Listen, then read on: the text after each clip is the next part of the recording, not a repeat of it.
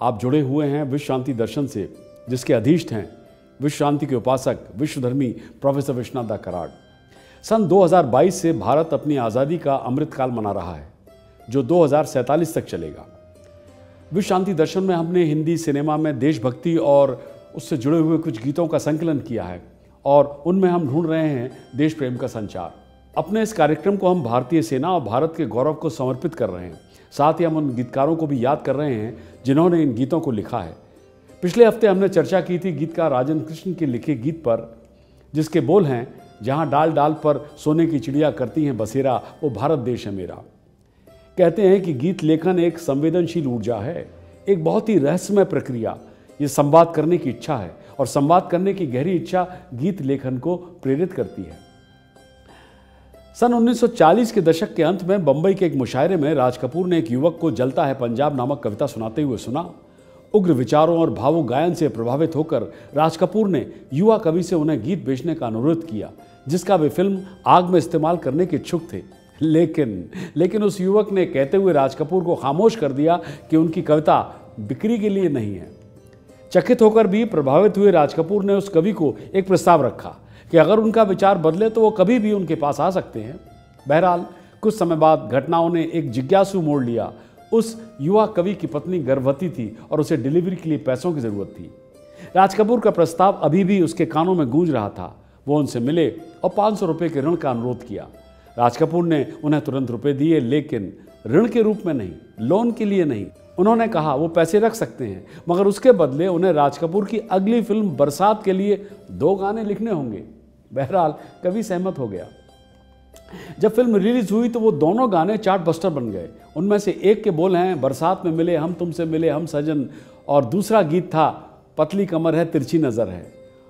वो युवक था शंकर दास केसरी लाल और उसने गीतकार शैलेंद्र के रूप में हिंदी फिल्मों की दुनिया में कदम रखा। शैलेंद्र ने जीवन के शुरुआती दिनों में कठिन समय देखा और जब युवा शैलेंद्र गरीबी से जूझ रहे थे तब उन्होंने अपनी बहन और मां को बीमारी के कारण खो दिया। मैट्रिक करने के बाद उन्होंने जीविकोपार्जन के लिए मुंबई का रास्ता अपनाया। फिल्म बरसात के बाद शैलेंद्र ने आर के फिल्म्स को अपना घर बनाया।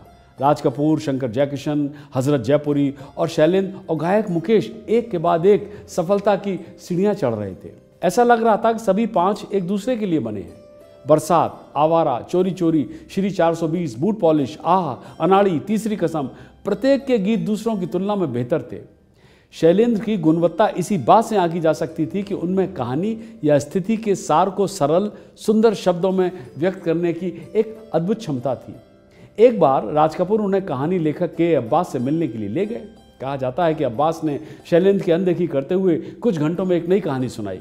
कथा के अंत में राज कपूर ने शैलेंद्र से पूछा कि उन्होंने इसका क्या सार बनाया है। शैलेंद्र ने हंसते हुए कहा, गर्दिश में था, आसमान का तारा था, आवारा था, और क्या।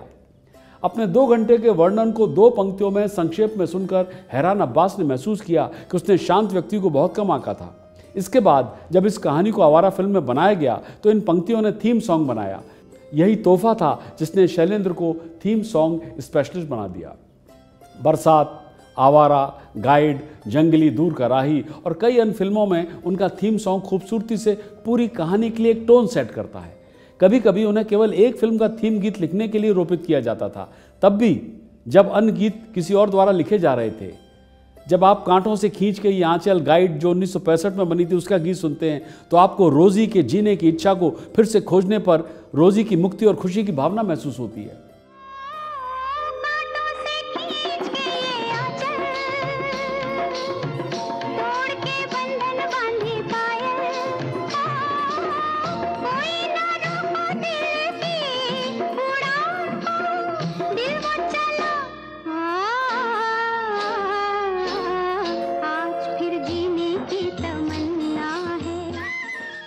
पूछो ना कैसे मैंने रैन बिताई, मेरी सूरत तेरी आंखें जो 1963 में बनी थी, उसका हर शब्द करुणा से टपकता है। और सजन रे झूठ मत बोलो, खुदा के पास जाना है, तीसरी कसम जो 1966 में बनी थी, कवि आपको सत्य के मार्ग पर चलने का आह्वान कराता है। इसी तरह शैलेंद्र का लिखा गीत हम उस देश के वासी हैं जिस देश में गंगा बहती है हमें पवित्रता से सच कहने का एहसास दिलाता है।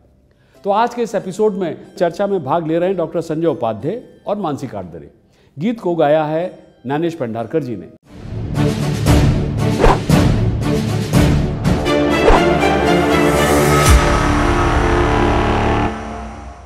नमस्कार, स्वागत है आपका विश्व शांति दर्शन चैनल पर।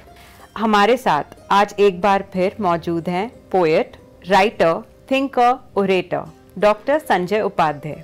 नमस्कार संजय जी। नमस्ते। स्वागत है आपका। शैलेंद्र द्वारा लिखा गया हमारा आज का गीत देखा जाए तो भारत की अस्मिता, भारत की आइडेंटिटी का प्रतीक है। तो आइए सुनते हैं ये गीत। हाँ जी, बिल्कुल जी। होठों पे सच्चाई रहती है, जहाँ दिल में सफाई रहती है।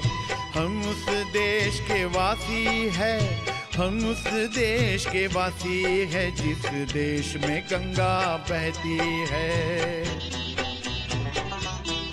होठों पे सच्चाई रहती है, जहाँ दिल में सफाई रहती है।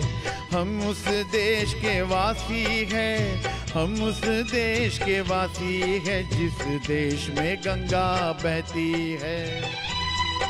महिमा जो हमारा होता है, वो जान से प्यारा होता है। महिमा जो हमारा होता है, वो जान से प्यारा होता है।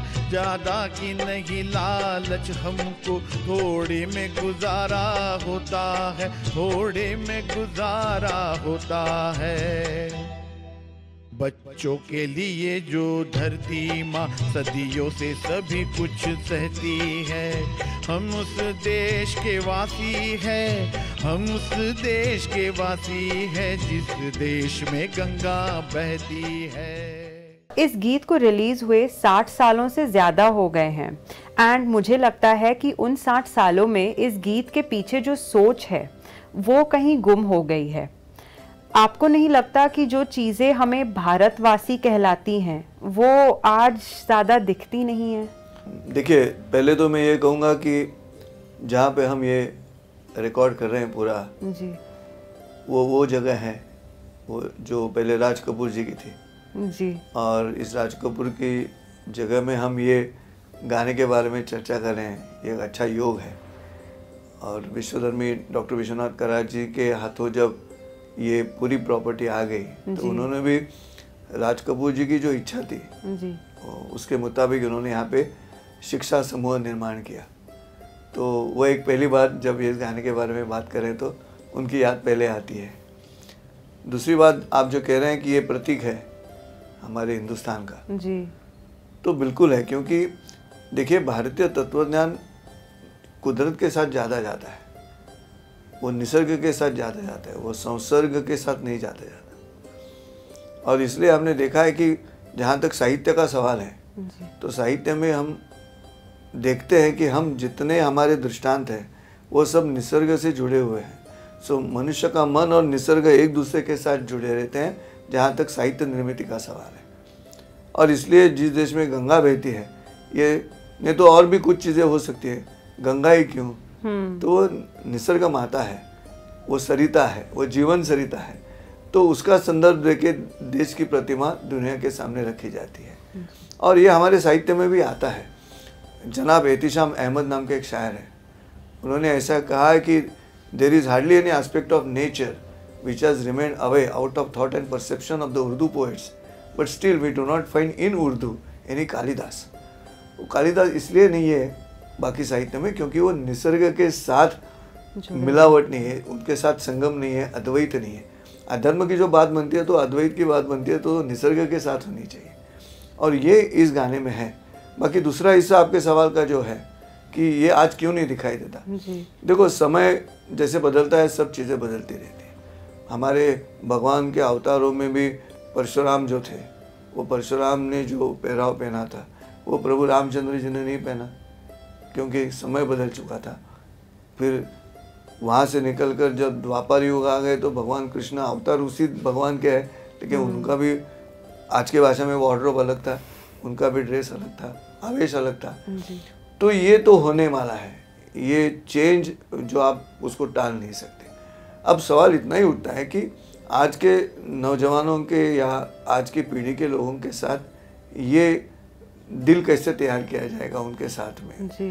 तो ये दिल उनके साथ तैयार करने के लिए फिर एक बार वही शिक्षा पे आते हैं हम कि हमारे जब तक एजुकेशन सिस्टम इस पर ध्यान नहीं देगा।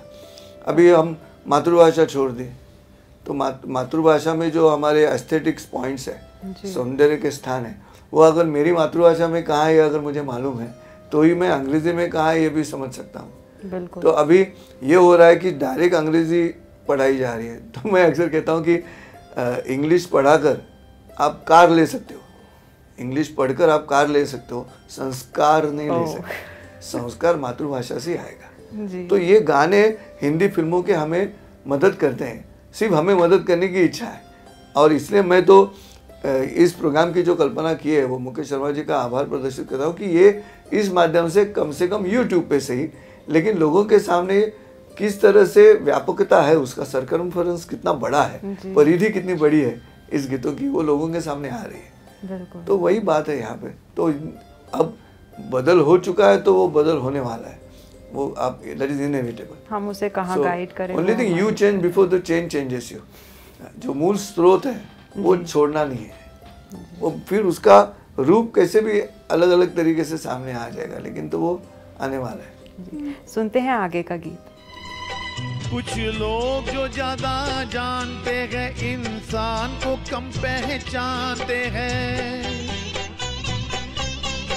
कुछ लोग जो ज्यादा जानते हैं इंसान को कम पहचानते हैं। ये पूरब है, पूरब वाले हर जान की कीमत जानते हैं, हर जान की कीमत जानते हैं। मिलजुल के रहो और प्यार करो, एक चीज यही जो रहती है। हम उस देश के वासी हैं, हम उस देश के वासी हैं जिस देश में गंगा बहती है। बचपन में हमें सिखाया जाता था कि बेटा पैर उतने ही फैलाओ जितनी चादर है। मेरा मतलब है learn to live within your means. लेकिन आजकल ये सोच कम्प्लीटली कहीं लॉस्ट हो गई है। हमारे आज के यंगर जनरेशन को कैसे सिखा सकते हैं कि धरती एक है, रिसोर्सेज एक हैं, उसे वेस्ट मत करो। आपको जैसे एक उदाहरण देती हूँ, पूरी दुनिया कहती है बाय लोकल, सपोर्ट लोकल, लेकिन फिर भी बहुत ऐसे हैं जो अभी भी ब्रांडेड चीज़ों के पीछे भागते हैं। वो बस लोगो दिख जाए तो आप कितने भी पैसे उस पर खर्च कर दें। तो ये माइंडसेट कैसे बदल सकते हैं? ये माइंडसेट बदलने के लिए एक तो आज जो बात चल रही है हमारे यहाँ पे मेक इन इंडिया जी, तभी ये वो जब तक पूरी तरह हावी नहीं होती मार्केट पे तब तक नहीं होने वाला। वो हावी होनी चाहिए मेक इन इंडिया। जब तक हमें 150 साल अंग्रेज़ों के हुकूमत की वजह से हमारे मन में जो एक ऐसा भाव है, जो न्यून भाव है कि everything European is better than Indian, वो जाने के लिए पहले भाषा बाद में मार्केट में जिस तरह से हमारी चीज़ों के लिए, हमारे साहित्य के लिए, हमारे अस्मिता के लिए भाव तैयार करने हैं, तो वो हमें बताना होगा। अबे हमारे स्कूल में कहा जाता है कि कोपरनिकस ने 1543 में कहा था कि सूरज स्टैटिक है और बाकी ग्रह घूमते हैं। हमें यही पढ़ा गया, लेकिन ज्ञानेश्वरी में उसका संदर्भ है कि सूरज स्थिर है करके, लेकिन हमें ज्ञानेश्वरी हम पढ़ाई नहीं थी। हमारे संस्कृत श्लोक में है, सुबह के ध्येय सदा सवित्रु मंडल मध्यवर्ती नारायण सरसिजा। ये क्या कह रहा है? मंडल मध्यवर्ती तो सूरज सेंटर में ही है ना जी। तो ये जब तक नहीं पढ़ाया जाएगा ना, वही पे निर्भर करता है। हमारे यहाँ 1947 से जो एजुकेशन सिस्टम तैयार की गई है वो अंग्रेजों का ही रेजोनेंस अभी चल रहा है। उससे बाहर आने की आवश्यकता है, तभी आप जो कह रहे हो वो हो सकता है, नहीं तो नहीं हो सकता। ये मेरी चीज़ है, ये मेरे देश की चीज़ है, ये तभी होगा। और दूसरी बात ऐसी है, जो बेचने के तरीके हैं, हमारा बेचने का तरीका जो है उसमें ये जब तक लाइन हम कहते हैं कि थोड़े में गुजारा होता है तब तक नहीं, ये लाइन बदलनी चाहिए। अब 75 साल हुए स्वतंत्रता को, अब थोड़े में गुजारा इस तरह से हमारा जो साइकोलॉजिकल स्ट्रक्चर है जी। कम जो अवेलेबिलिटी है उसी में गुजारा करो करके, ये बदलनी होगी। अब अमेरिका, बाकी सब वेस्टर्न कंट्रीज जो है वो amount spent on me is my money, amount saved by me is not my money, ये अप्रोच है उनका। So they go on spending, so when they spend the money it comes in the market. तो bank में जमा करोगे तो market में नहीं आएगा पैसा। तो बच्चों को ये कहना होगा, जो पहली लाइन कही आपने वो सही है कि पैर उतने ही फैलाओ जितनी चादर है, लेकिन ऐसा भी मत करो कि जो क्वालिटी है उसको जो दाम मिलना चाहिए, sacrifice। तो हमारे देश में क्वालिटी है तो उसको दाम देना चाहिए, बिल्कुल। वो दाम दिया नहीं जाता, बिल्कुल इसलिए प्रॉब्लम है मार्केट में। बिल्कुल।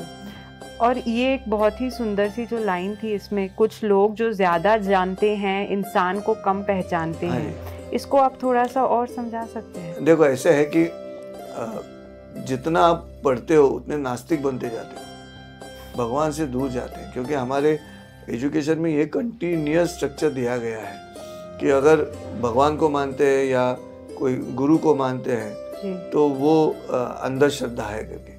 सच्चाई ये है कि मनुष्य को अगर पहचानना है तो आपको भी मनुष्य होना होगा। सेल्फ रियलाइजेशन जब तक नहीं होता, मैं खुद को मनुष्य की तरह देखूंगा तभी दूसरे को मनुष्य करके जान पाऊंगा जी। वो नहीं हो रहा है आज। हम खुद को ही मनुष्य यंत्र की तरफ देख रहे हैं, मशीन है हम, और मशीन की तरह ही बर्ताव कर रहे हैं, तो हमारे चेहरे पे भी वो एक्सप्रेशन नहीं आती जो मनुष्य की होनी चाहिए। हमारे आंखों में पानी नहीं आता, पानी आ गया तो हम बुद्धि रहे या इमोशनल है करके हमें सिक्का लग जाएगा करके।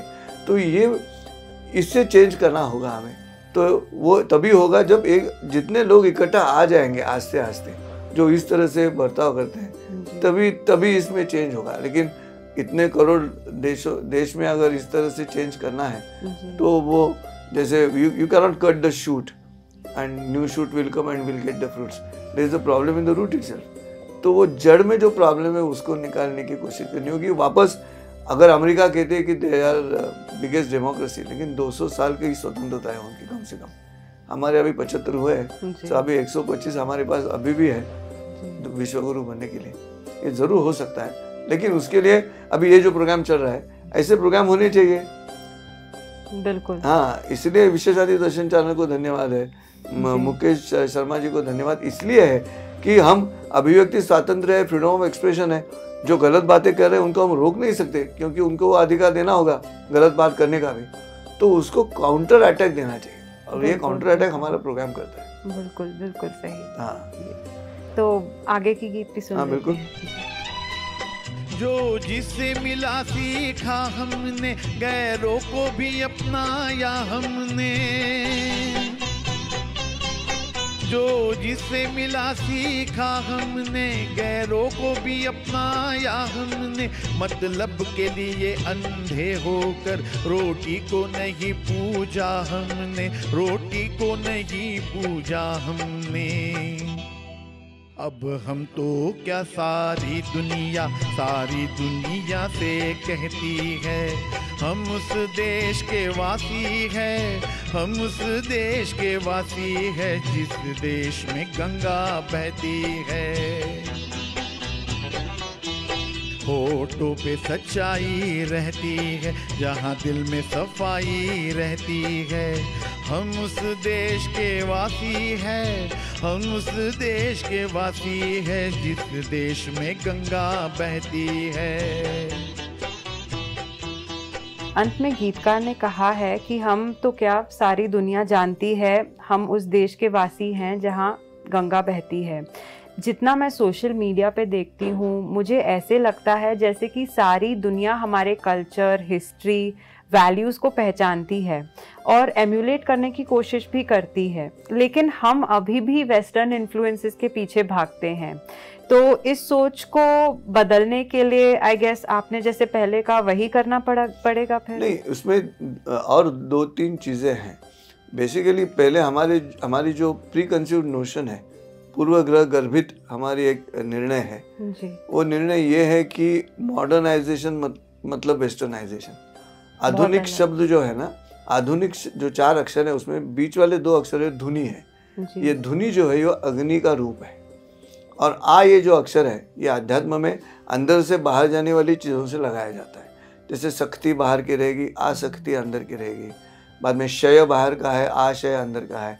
नंद बाहर का है, आनंद अंदर का है। वेग बाहर का है, आवेग अंदर का है।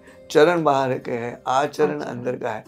तो हमें आधुनिक में मेरे ही दिमाग में, मेरी ही बुद्धि में अग्नि प्रज्वलित करके जब ख्यालों को विदग्ध किया जाएगा तब उससे सोना चमकेगा, तब तक नहीं चमकेगा। तो हमारे इंडिविजुअल थिंकिंग स्ट्रक्चर में इसको बदलना पड़ेगा।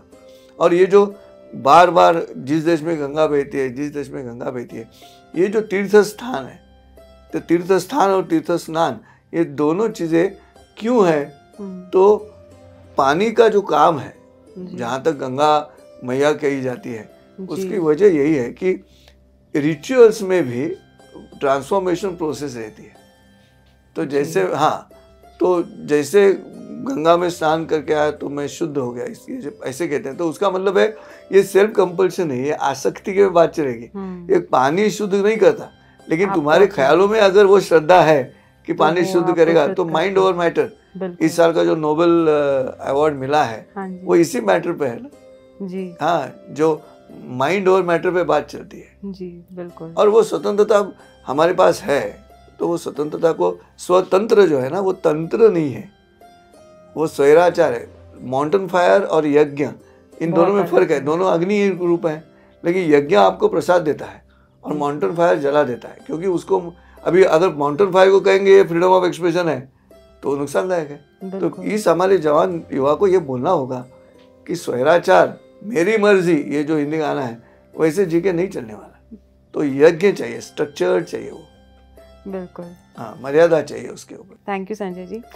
लेकिन जाने से पहले इस मूवी की एक बहुत सुंदर लाइन मुझे याद आई थी, जिसमें कि हीरो ये कहता है कि ये वो देश है जहां अगर भिखारी भी कुछ मांगता है तो हम उसे यही कहते हैं कि बाबा माफ करो। तो क्या आपको लगता है कि आज की जनरेशन इस खूबसूरती को समझ पाएगी? नहीं, उनके आचरण में वो है, लेकिन वो भिखारी के साथ व्यवहार में नहीं है। अगर कोई आदमी कहता है कि आज शाम को मिलेंगे 5 बजे, मैं मुझे अपॉइंटमेंट दे दो, तो ये अंग्रेजी में कहेगा ना, तो I am afraid, I can not. ये आई एम अफ्रेड जो है ना पहला वाला, वो तो एट पार चल रहा है ट्रांजैक्शन, मतलब उनको मालूम है लेकिन कहाँ इस्तेमाल करना है। तो जो भिक्षा मांगने वाला है उसको मैं दे पा रहा हूँ या नहीं दे पा रहा हूँ, लेकिन माफ करो, ये जो नम्रता है उसके साथ भी नम्रता है। उसको कोई एरोगेंटली चले जाओ आगे ऐसे नहीं कहते। तो वो सहिष्णुता जो है, आचरण की सहिष्णुता, वो हमारे देश में अध्यात्म से आई हुई है, पहले से ही है ये जी। और इसीलिए भगवान कृष्ण ने कुब्जा के साथ जो व्यवहार किया, प्रभु रामचंद्र जी ने शबरी के साथ जो व्यवहार किया, वो उसी नम्रता से किया हुआ दिखाई देता है। तो वो है, सिर्फ इम्प्लीमेंट कहाँ करनी है ये दिखाना है उनको। बिल्कुल, बहुत सही। Thank you Sanjay ji. हाँ जी, नमस्ते। मार्क ट्वेन ने कहा था, India is the cradle of the human race, the birthplace of human speech, the mother of history and the grandmother of legend and the great grandmother of tradition. तो इसी सोच को अपनी जिंदगी में अपनाएं और देश के प्रति गर्व और अभिमान जिंदा रखें। थोड़ा रोकता हूँ यहाँ पे। अभी अथर्ववेद में कहा है, हाँ जी, कि we are sharing the same sky, we are sharing the same earth, we are sharing the same air. ओम सहना भवतु सहनौ भुनक्तु सवीर्यं करवावहै। ये जो है, तो अभी आपके संदर्भ में जी, मतलब ये दोष नहीं है, लेकिन ये अपने आप आ जाता है। We get Mark Twain before Atharvaveda, that is the problem, क्योंकि सिखाया नहीं जाता। So simple. बिल्कुल। समाप्त करते हैं हमारा आज का कार्यक्रम। देखते रहिए गीतों के बोल। फिर मिलेंगे अगले हफ्ते। धन्यवाद। नमस्ते।